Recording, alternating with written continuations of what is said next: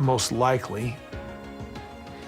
And it's like this is the final nail in the coffin of our dream. Imagine a courtroom filled to the brim, every bench occupied, every aisle lined, reporters clutching notepads, fans straining for a glimpse. The Brown family, once celebrated, once envied, once paraded on TLC as the pioneers of plural marriage, now sat divided under the harsh glare of fluorescent lights. No stage, no cameras rolling, just the rule of law, the eyes of the jury, and the truth waiting to be told. At the center of it all sat Cody Brown, his jaw tight, his eyes restless, his trademark confidence flickering like a candle in the wind. To his right, Robin clutched tissues, her tears flowing before a single word was spoken. To his left, Christine and Janelle sat firm, their faces resolute, not bitter, not broken, but steady. Mary lingered quietly behind them, her silence louder than any accusation. The air was heavy, thicker than any scene the Browns had ever performed on television. This wasn't a storyline crafted for ratings. This wasn't the season finale fans had debated online. This was real, and the stakes were higher than anyone watching from home could have imagined. The judge entered, his presence commanding immediate quiet. The shuffle of papers stilled, the whispers stopped. The jury leaned forward, bracing for the words that would frame the weeks ahead. And then, the gavel fell. This court is now in session. With those words, the empire of sister wives faced its greatest test. No editing room, no confessionals, no family meetings under the desert sun. Just truth, evidence, and testimony. The lawyers wasted no time. Opening statements sketched the battlefield to come. On one side, accusations of financial impropriety, manipulation, and betrayal. On the other, denials layered with defenses of family, faith, and sacrifice.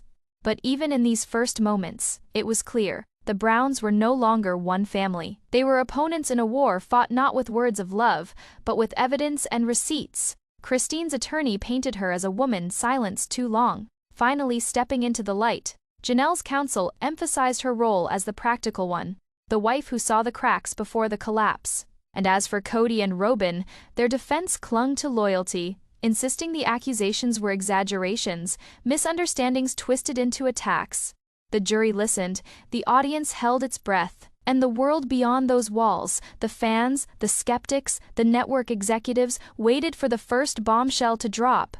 Because if the opening statements revealed anything, it was this: the trial wasn't just about money.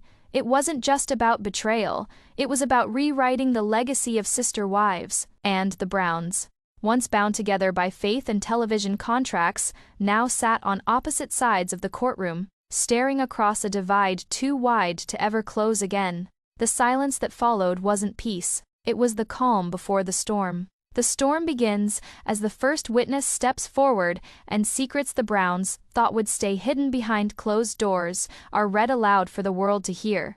The silence in the courtroom shattered with the clerk's voice. "Call your first witness."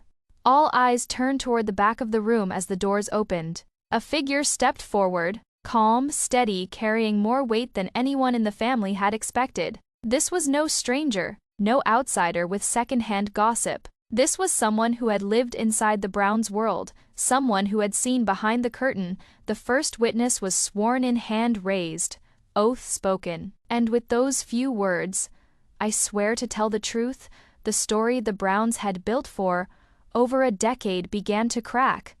The prosecutor wasted no time. "Did you personally observe financial transfers within the Brown family?" The witness nodded. "Yes." The room shifted. Juries are trained to hide emotion, but small tells, tightened lips, raised brows, made it clear. They were listening closely. Documents were placed on the stand, pages stamped with bank logos, transaction histories, LLC filings.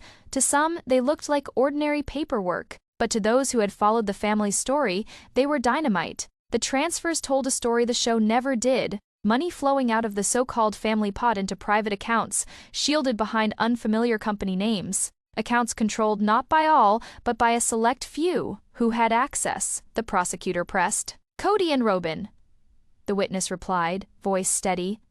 The words hung heavy in the air. Robin shifted in her seat, dabbing her eyes with tissues. Cody clenched his jaw, leaning back in his chair, as if to put distance between himself and the evidence piling before him. The defense objected, claiming the transactions were misinterpreted, that the money had been used for family expenses, that the narrative was being twisted, but the objection was overruled.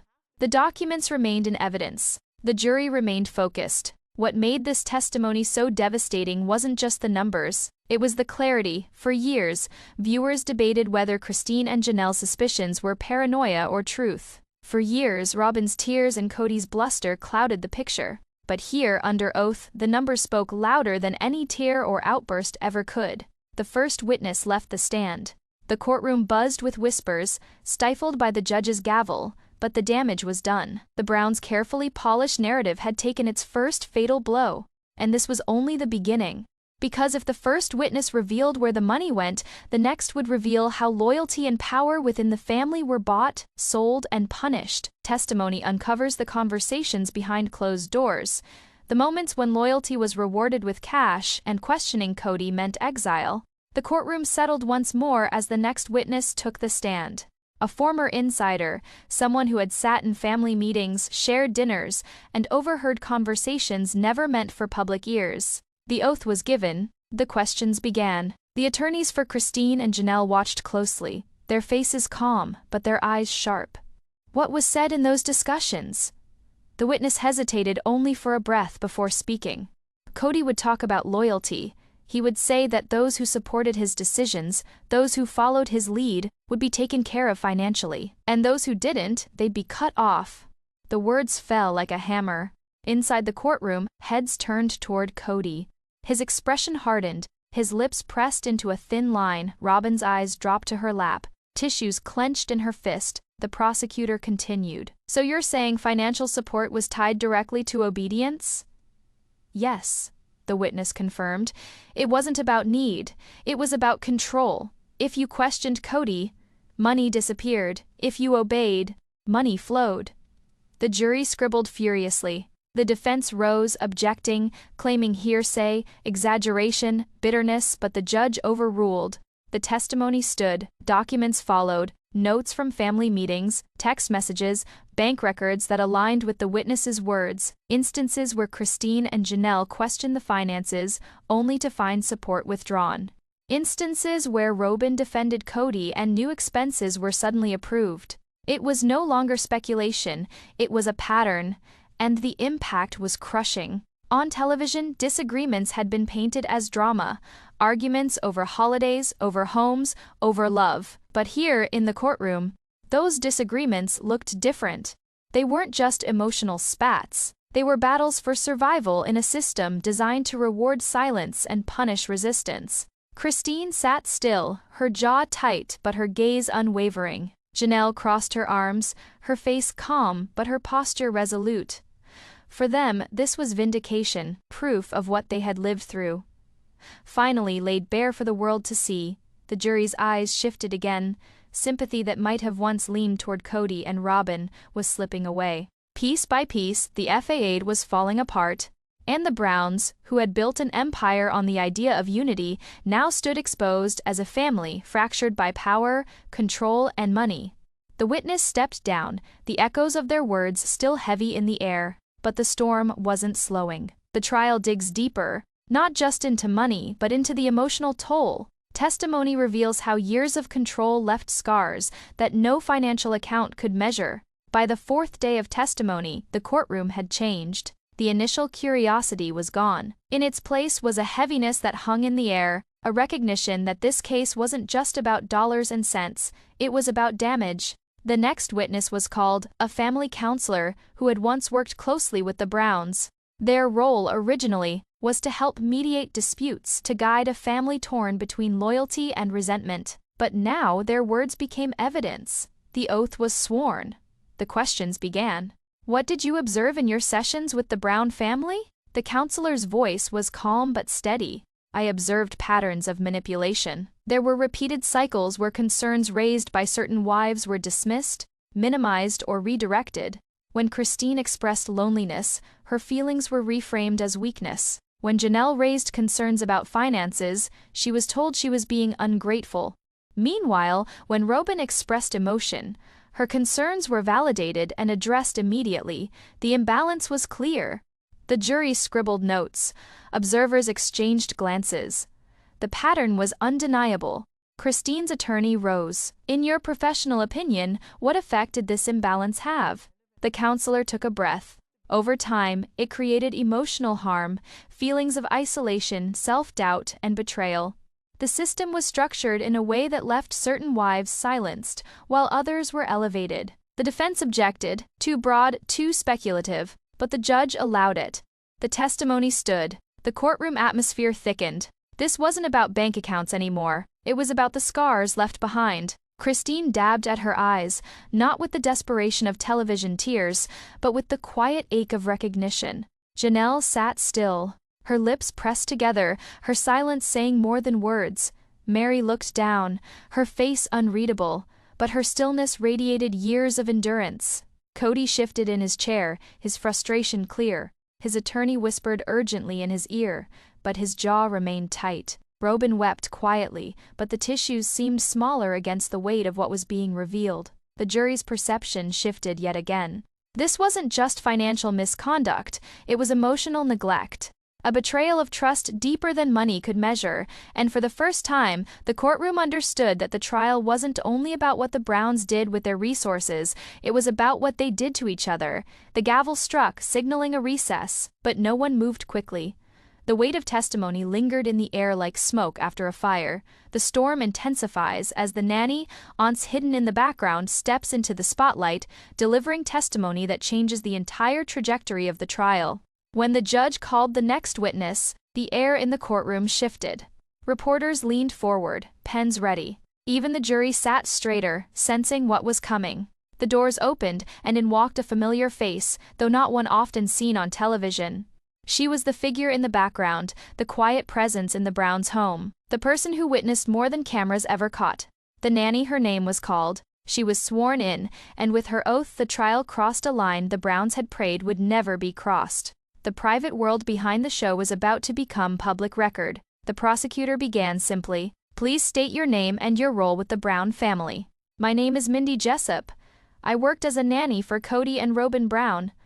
The silence was electric. The jury leaned in. The questions came. "How much were you paid for your work?" $80,000 a year, she replied. The room stirred. Christine and Janelle's attorneys exchanged knowing glances. Gasps rippled quietly through the observers. The prosecutor continued. "Were you ever aware of financial accounts or structures used by Cody and Robin Brown?" "Yes," she answered firmly. "There was an LLC. Not everyone in the family knew about it, but that's where a lot of money went." Cody shifted uncomfortably. Robin wept silently, her tissues trembling in her hands. The questions grew sharper. "Did you ever overhear conversations about money, especially concerning Christine and Janelle?" The nanny nodded. "Yes, I heard Cody and Robin talk about protecting their finances, even while saying there wasn't money left for the others. They said it was necessary to secure their future." The jury's pens scratched furiously across notepads. For years, viewers speculated about favoritism. They debated whether Cody gave more to Robin than to the others. But here, under oath, the whispers became fact. Christine sat tall, her expression steady, as if each word was confirmation of what she had carried silently for years. Janelle folded her arms, her lips pressing tight, her strength in her silence. The nanny went on. "Christine and Janelle were told again and again there wasn't money left. But I knew there was. I saw where it went." The defense objected, calling the testimony speculative, emotional, unreliable, but the judge overruled. The words stood. And in that moment, the Browns' empire shifted. It wasn't just lawyers versus lawyers anymore. It was the voice of the ultimate insider, the witness who saw everything when the cameras were gone. The jury's sympathy drained, Cody's bluster wilted. Robin's tears seemed smaller than the evidence now filling the courtroom. The nanny's words didn't just prove a point. They changed the entire trajectory of the trial. The evidence deepens. Documents emerge, exhibits that don't just confirm betrayal, but etch it permanently into the records. Opened, and the sound of rustling paper filled the courtroom. Exhibit A, a series of bank transfers from the family pot into private accounts. Each page highlighted with fluorescent yellow, dates lined up neatly in chronological order. Christine's attorney rose, pointing to a page. "Here, Your Honor, this transfer occurred on the same week. Christine was told there was no money left for her children's expenses." The jury leaned closer. Exhibit B, tax filings for a hidden LLC, names on the documents: Cody Brown and Robin Brown, missing Christine, Janelle, and Mary. Exhibit C, a series of checks written for personal purchases, jewelry, vacations, tuition. The totals added up to tens of thousands. Exhibit D, handwritten notes from a family meeting, found in discovery in Cody's handwriting. A line underlined twice: "Those who follow will be provided for, those who resist will not." Gasps filled the gallery. The judge called for order, banging the gavel, but the damage was done. The jury had seen it. Piece by piece, the exhibits stripped away the family's image of unity.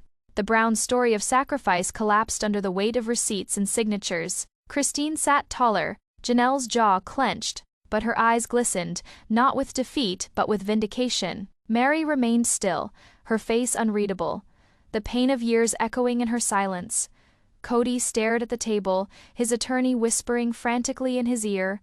Robin's tears flowed, but the tissues seemed powerless against the cold black ink of the documents. Because paper doesn't weep, paper doesn't lie, paper endures. And now, the Browns' betrayals were etched forever into the public record. The prosecutor closed the binder with a thud. The jury looked shaken, not by drama, but by certainty. The family's empire was no longer just questioned. It was archived, catalogued, preserved in legal files that no reality show edit could erase. The exhibits didn't just prove betrayal, they immortalized it. The courtroom shifts again, not to money, not to paper, but to the voices of those most deeply scarred, the children who grew up in the shadow of deception. The judge called the next witness, and the atmosphere shifted again. Up until now, the case had been about finances, about paperwork, about loyalty and betrayal among adults. But as the doors opened and the witness approached the stand, the jury realized they were about to hear from those who had lived it most directly: the children. The first to testify was an adult child of the Browns, their face steady, but their voice carrying the weight of years. They raised their hand, swore the oath, and took their seat. The prosecutor began gently. "Can you describe what it was like growing up in the Brown household?" The witness hesitated, then spoke. "It was divided. We were told it was about family, about unity. But we could see the truth. Some of us lived with less while others had more. We knew which moms had power and which didn't. We saw the way money was used. We saw the way loyalty to dad determined who mattered."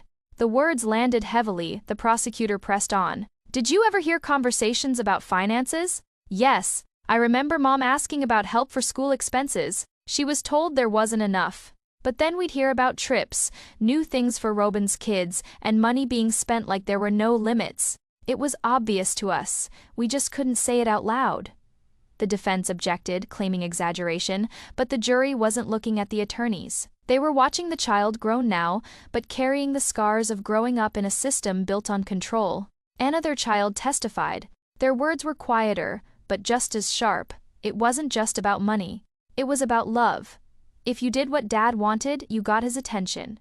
If you didn't, you were invisible. We learned early that loyalty wasn't about family, it was about survival. Christine's eyes filled with tears as her children spoke. Janelle's hand tightened on the edge of the table, her pride in her children's courage clear. Mary looked down, her silence a shield against years of pain. Cody shifted uncomfortably, his face reddening as the jury's gaze fixed on him. Robin wept again, but her tears felt drowned out by the raw honesty coming from the stand. For years, viewers wondered what the children really thought, what they really saw. The trial answered that question. They had seen it all: the favoritism, the control, the betrayals. And now they were saying it under oath. The testimony of the children didn't involve receipts or bank statements, but it struck deeper. It revealed not just what happened, but how it felt to live inside a family that claimed unity while practicing division. The courtroom was quiet when they stepped down. Quiet not from indifference, but from the undeniable power of their words. The trial was no longer just about money. It was about the legacy of an entire generation raised in its shadow. The trial moves toward its climax. The closing arguments. Each side delivers their final words, but only one story will stand when the jury decides the fate of the Brown Empire. After weeks of testimony, documents, and revelations, the trial reached its final act. The exhibits had been entered, the witnesses had spoken, the jury had listened. Now, all that remained were the closing arguments, the last words before the verdict. The prosecutor rose first, buttoning their jacket, walking deliberately toward the jury. The room was silent, every eye locked on them. Ladies and gentlemen, you have seen the truth. You have heard it in the voices of those who lived it. You have read it in the documents, the receipts, the transfers, the tax filings. You have witnessed the betrayal written in Cody Brown's own handwriting, loyalty rewarded, dissent punished. This case is not about reality television. It is not about private family disputes. It is about deception. It is about control. It is about financial and emotional harm deliberately inflicted. The Browns built an empire, yes, but they built it on lies, and today you hold the power to decide whether those lies will stand. The prosecutor paused, letting the weight of their words settle before stepping back. Then Cody's attorney rose. Their voice was calm but urgent, their tone heavy with the burden of a case slipping away. Ladies and gentlemen, what you've heard are stories, painful stories. Yes, emotional stories, absolutely, but stories nonetheless. Families are complicated, arguments happen, misunderstandings occur. This was not fraud, this was not betrayal. This was a family trying to survive under the microscope of fame, burdened by the pressures of reality television and the expectations of millions. We ask you not to confuse imperfection with criminality. Cody Brown is not a con man. He is a father, a husband, a man who made mistakes, but not the villain this case tries to make him out to be. The defense lingered on the word father, repeating it, trying to reframe Cody as something more than the paper trail revealed. But the jury's faces remained unreadable. Christine's attorney spoke next, their words sharp and unflinching. For years, Christine was told she was wrong, that her pain wasn't real, that her doubts were bitterness, but this trial has shown the truth. Every page of evidence, every witness, every word spoken under oath has confirmed what she lived. Betrayal is not a misunderstanding. It is not imperfection. It is a choice. And the Browns made it, again and again. Then Janelle's counsel stepped forward. Calm, precise, surgical. Janelle asked questions. She looked at the numbers. She raised concerns, and for that, she was punished. Loyalty was not about love, it was about silence. This trial has proven that. The defense tried to object, but the judge allowed the words to stand. When the final statements ended, the room felt different. There were no more witnesses to call, no more papers to submit. The case belonged to the jury now, 12 strangers, entrusted with rewriting the legacy of a family millions thought they knew. Cody sat stiff, his face tight with tension. Robin wept silently. Christine and Janelle looked forward. Resolute, Mary sat in stillness, a ghost in her own story. And as the jury was dismissed to deliberate, the entire courtroom seemed to hold its breath. The jury disappears behind closed doors, hours pass, and when they return, the verdict will decide the fate of the Browns' empire. The judge's instructions echoed through the courtroom, crisp and final. The jury rose, collected their notes, and filed out one by one. The heavy doors closed behind them with a thud that seemed to shake the room, and just like that, the power shifted. 4 weeks. Attorneys had argued, witnesses had spoken, and evidence had been dissected, but now everything rested in the hands of 12 strangers. 12 people who had seen the Browns not as television characters, but as defendants and accusers. 12 people who would decide whether the empire stood or fell. The hours dragged. Reporters in the gallery tapped away at laptops, headlines already half written, waiting for the verdict to fill in the blanks. Observers whispered about the evidence, about the nanny's testimony, about the children's voices that lingered like echoes. At the table, Christine and Janelle sat steady. Their patience, forged from years of being silenced, carried them now. They didn't fidget, they didn't weep, they waited. Mary sat quietly, her hands folded, her face unreadable. For her, this moment was both everything and nothing. The trial might expose betrayal, but it couldn't return what she had lost. Cody leaned back in his chair, arms crossed, his jaw tight. Every so often he whispered to his attorney, his eyes darting toward the door as though willing it to open in his favor.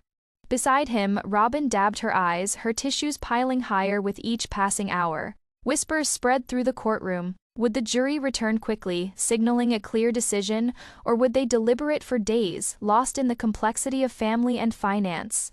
The answer came sooner than expected. After only a handful of hours, the bailiff returned. The doors opened. The jury filed back in, their faces solemn, their expressions giving nothing away. Everyone rose, the judge entered. Silence blanketed the room. The foreperson clutched a folded piece of paper, the verdict form. They handed it to the bailiff, who delivered it to the judge. The judge glanced over it briefly, then handed it back. "Members of the jury," the judge said, "have you reached a unanimous verdict?" "Yes, Your Honor," the foreperson replied. The room froze. Hearts pounded. Pens poised above notepads. Cameras outside the courthouse went live. The foreperson stood, paper trembling slightly in their hands.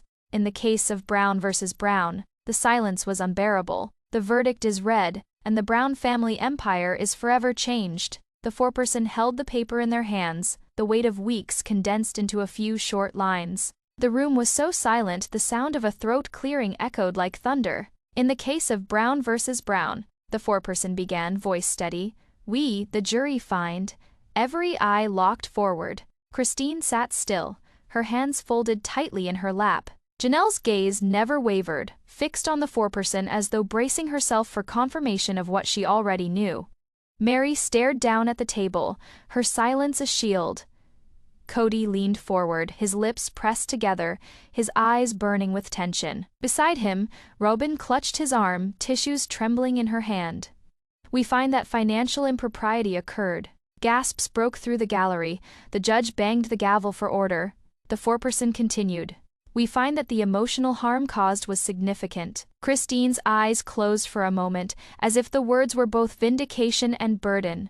Janelle exhaled softly, her expression steady but resolute. "And we find that the allegations made by Christine Brown and Janelle Brown have been proven." The courtroom erupted. Reporters scribbled frantically, observers whispered in shock, and the judge called for silence again and again. Cody slumped back in his chair, his face pale, his bluster gone. Robin wept openly, her tears unable to soften the harshness of the words echoing through the room. Mary remained still, her silence louder than any cry. The Browns' empire, the family pot, the dream of Coyote Pass, the image of unity sold to millions was gone, shattered not by gossip, not by speculation, but by verdict. The judge thanked the jury for their service, dismissing them with the weight of history behind their decision. The gavel fell one final time. This court is adjourned. And with that, the Brown family legacy collapsed into silence. Outside, cameras flashed. Headlines blazed across screens within minutes. The Browns exposed. Sister wives verdict rocks TLC. Family pot was a lie. But inside the courtroom, there was no celebration, no victory dance. Just the quiet reality of an empire destroyed. For Christine and Janelle, it was vindication, but it came at the cost of years of pain. For Mary, it was another chapter in a story of loyalty that gave her nothing. For Robin, it was exposure, her tears powerless against the truth, and for Cody, it was the end of everything he had built. The patriarch, the provider, the center of it all. Now, just a man stripped of power staring into the wreckage of his own making. And so the trial ended, not with applause, not with forgiveness, but with silence. The silence of truth, the silence of collapse, the silence of an empire that will never rise again.